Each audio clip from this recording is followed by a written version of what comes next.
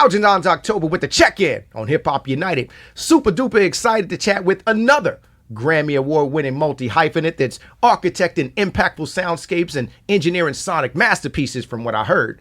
Someone that brought those Bulgarian bass lines to the ATL and beyond. Welcome 65lanta to the check-in. How you doing, bro? Not too terrible. Not too terrible. Appreciate the invite, man. Hey, we glad to have you here. Another October child from what I'm hearing. October very own, man. Okay. We got the Octo Gang? Octo Gang. Okay, we're going to get into that in just a second. But first of all, let's start with the important stuff. Let's congratulate you on all your success, Grammy Awards, certified platinum records, top Billboard placements. How does it feel to be able to reach that level of success? Nothing to me. I'm all about the good music. The awards, that's for the parents to be bragging about. I really don't care about that shit. Okay, so you're not inspired by that. It doesn't motivate you in any way, shape, or form. The everyday connection with the artist, the life that we live, the creation of these records. That's what matters to me. A form to express ourselves. That's what's up. Now, you've had an incredible journey. I mean, coming from another country to Atlanta to become a top producer, engineer, and musician. Tell me how you got your start, and tell me how you started producing for mainstream artists. I just wanted it. I really wanted it, and every choice in my life was driven like tunnel vision. I want to get there, one way or another. So, coming from Bulgaria, it's not like you just apply for visa and you're going to be here. You need a serious reason. So, I saw an opportunity like right after my last year of school. It was this company, they were opening a subsidiary in Atlanta. I was like, that's where I want to be. And for some fortunate coincidence, they were headquarters in Germany. I speak a little bit of German, so on the interview I spoke German and they were eingestellt. They hired me right on the same day. And 2 years later, I see the opportunity, somebody with this skill set needed in Atlanta. I'm like, I'm calling the office there. I'm your people. I'm coming to Atlanta.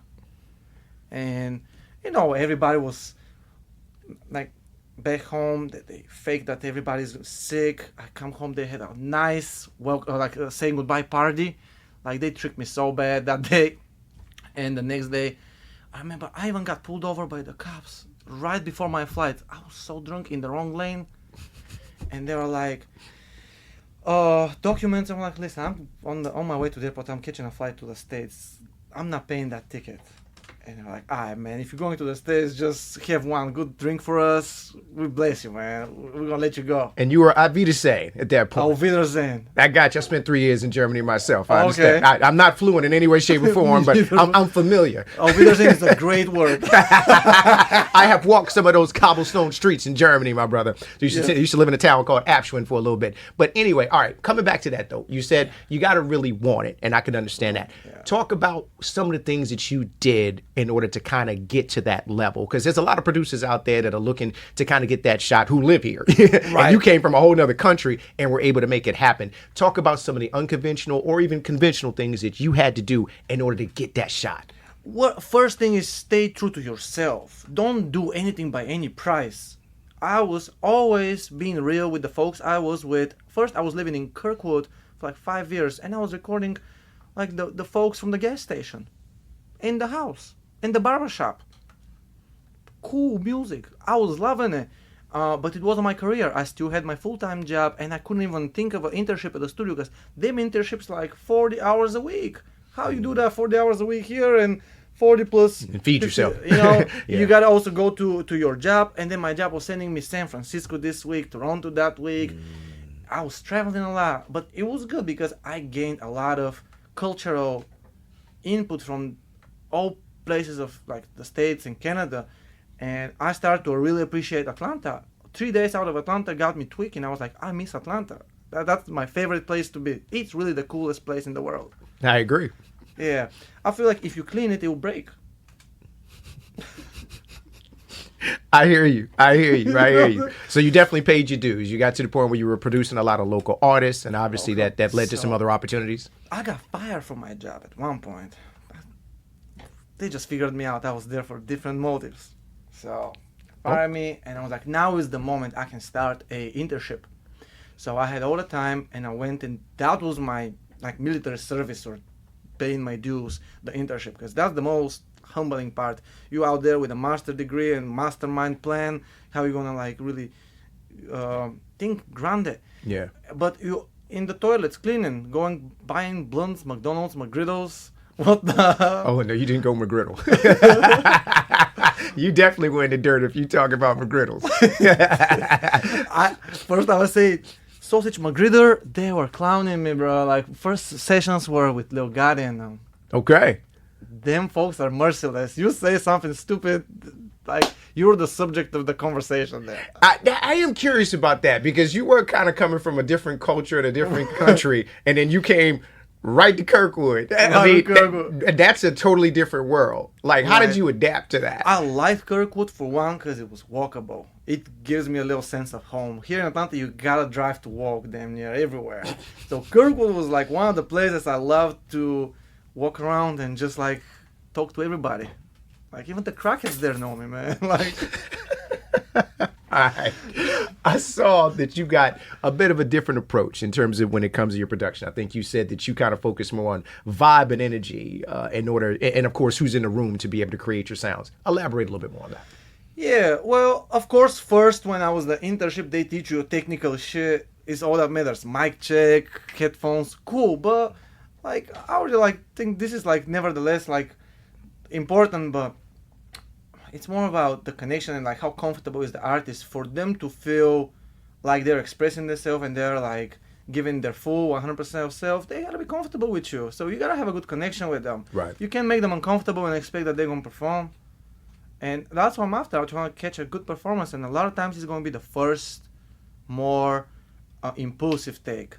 So a lot of times just being ready to catch the first take is my shortcut to success. So then you'll have to like try to redo it and recreate it. Like try to catch the first take is always like a key from where I stand from. And what else? Just being a good relationship with the artist. Like a lot of times it's not good for business, but it's good for the music and the artistry. If you are like comfortable with artists and if they're comfortable with you, you just gotta peep the people that really value you. At one point you start filtering, okay, we might have good artist connection, but this is not getting me anywhere. Now I want to actually like proceed with something that's gonna go out, because the biggest pain is to not drop the music. You just work on something and that never gets out. Then you kind of feel like unexpressed, like you don't say your peace of mind. Yeah. And you know, from my chair, like I record all that, but I'm not just pressing the button. I make all these choices, who I'm with, where I'm at, and I want to make sure like we give a message to the people. Like somebody will relate to it, I will relate to it. A lot of times I'll just feel in the artist and I'm like, yeah, I like that. It needs to be out for the little bit of people that are going to hear it. And that's kind of like where my mind has been. Gotcha. So speaking of familiarity and a relationship, you seem to have a really good relationship with Cunt Fetish. Oh yeah, that's one of my favorite people in the world, man. I see.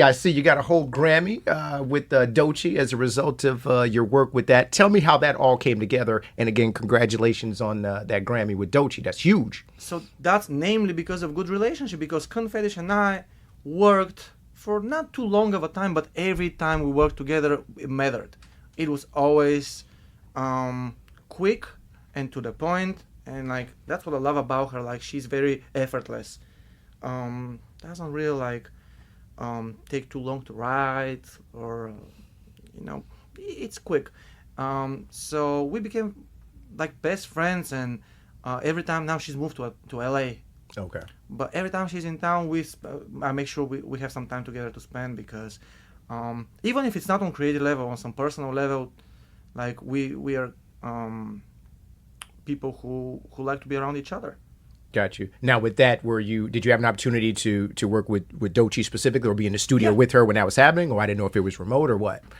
So first, we went to New York for a couple of sessions with Doechii. They wanted to make a tape together, which was very exciting. And that music we did there was crazy. The beats were super unique, turned fusion of EDM and dubstep and barely rap, but Doechii's and Fetish verses made it a whole nother level. And We did like 3, 4, 5 songs. I don't remember. I was sick as a dog that day. Was that right?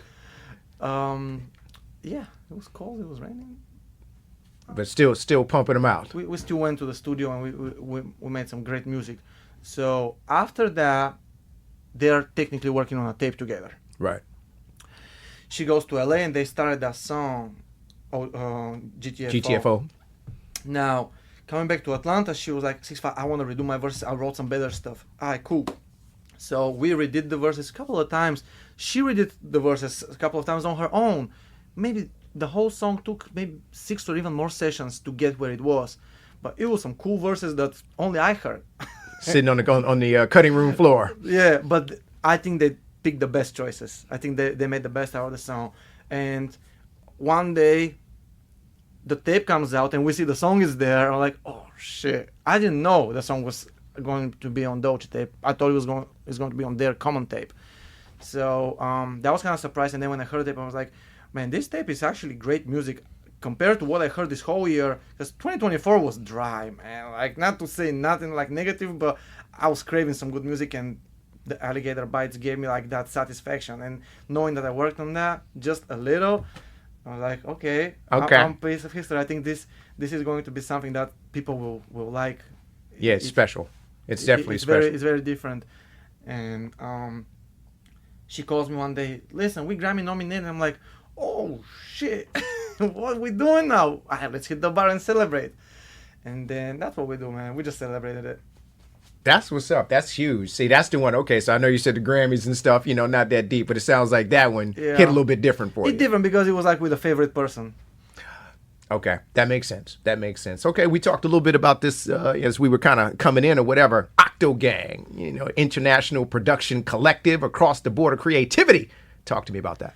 Octopus is my favorite animal, not just to eat. Like, I love eating octopus. Okay. Like, there's one spot here in Atlanta. I don't know what they're doing, but it's a symbol of adaptivity. It adapts to any kind of environment. It camouflages itself. It's super intelligent and always been my symbol animal. So how we came up with the name Octo Gang, Octopus Gang, and then we really was like 2 or 3 producers at the beginning. Now we're like 8 or 9, and they're all over the world. We have dudes in Ukraine, 2 of them. One in Russia. We got in Italy, Egypt, Canada, New York, France. I'm actually working with one dude from Israel, but the military took him. So no, they got going on. Alrighty, there's a lot happening over there. Well, hopefully that'll get sorted out, and you can still get some good music out of that. Yeah. Now, I did listen to some of the mixtapes. 65lanta, 8 Hands In. Can we expect some more heat for the summer?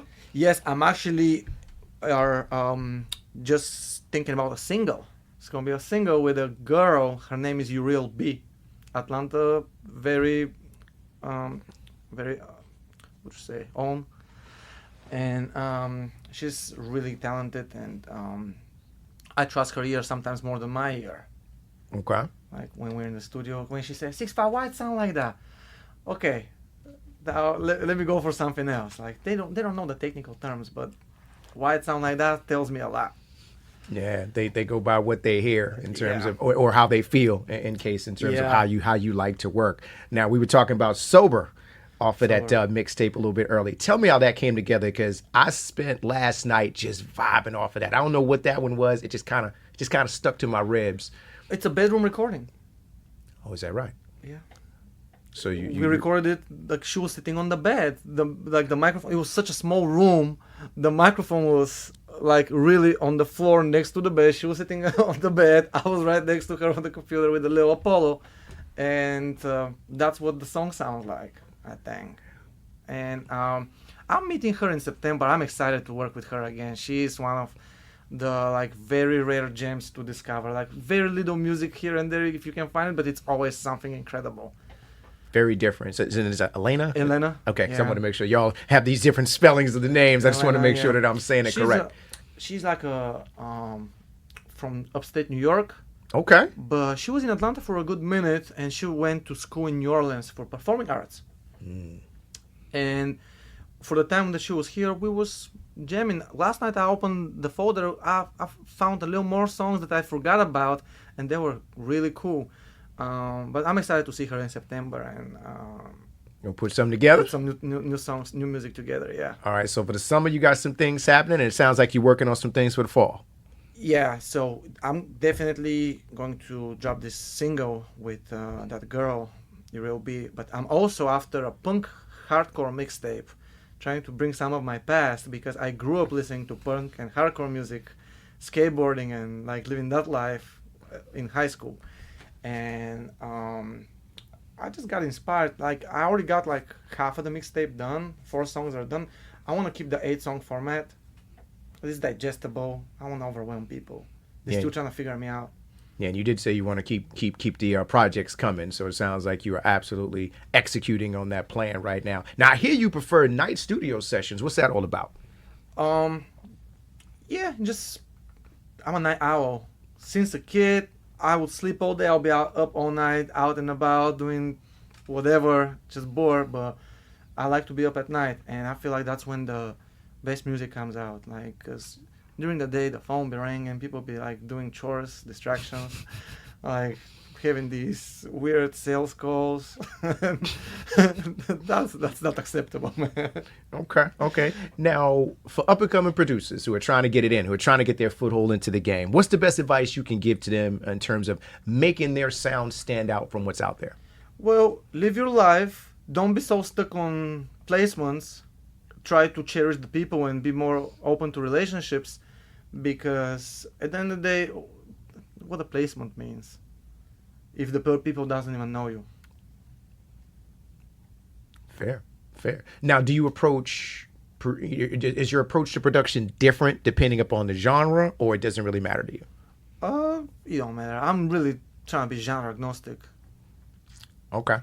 I don't think genres are so framed now how they used to be. Now it's more fusion of genres. Everything is blending into each other, and people take elements from one genre, bring it into another. People bring multicultural people. Like I'm all about like cultural exchange, and when people can bring their own culture somewhere, just like I do, I really feel appreciated. I feel like people are open-minded in Atlanta. I've been to places where people are still like trying to separate, but I'm trying to connect. Got you. I got you. How many instruments can you play? Oh man, that's embarrassing. I only can play the keys a little bit. Like I cannot read the notes. I just play them. Okay. All right. So you basically just kind of figured out the different ways in order to produce your sounds. Yeah. Wow. That's And amazing. I try to catch inspiration with traveling. Traveling gives me inspired to make a beat. If I'm here all year, I'm not gonna make beats. But I'll record them, and that's why I got the Octagon, because they're younger, and I feel like with the age, sometimes you get a little like more disconnected to the making beats, and more like, okay, now I started like experiencing the recording, and that's giving me the high in a different way. And now I have also the mix and the master high, which is like really like touching on the music and trying to make it like really pleasant on the ear. Yeah. Sometimes it doesn't come like that from the recording, but we try to. And Atlanta is the place where people really shine in their recording sessions. Their songs are ready, damn near to be released from the recording, and that's the know-how that not many cities have. Well, since we're on that, and you seem to have a big affinity for the A town, and hey, I understand. I too love Atlanta as well. What's your favorite part about Atlanta? I don't know. It's the music. It's the culture. It's the even the food, man. People want to talk crazy stuff about Atlanta, but we have diversity here. There's crazy good stuff. I agree. I'm on the same page with you. Yeah, It's I dope. don't be hungry here. I like you because you are simply about the music and the vibe in terms of that. You don't seem to be distracted by the other things that are going on. And I think that that's needed within the culture. Someone who is laser focused on the production and the vibes and what's being put out there, which makes sense as to why you've been so successful. So to wrap it up, my brother, how do you want to be remembered? Ooh, I don't know yet. I don't know. Honestly. Like when somebody speaks about 6'5" and your legacy and what you brought to the table, what do you hope they say? It's just great music. Great music, great vibes, great person. I like that. Fair enough. Fair enough. Well, my brother, make sure you kind of tell everybody where they can find you, what you got kind of coming up, and of course, what's kind of going on with you.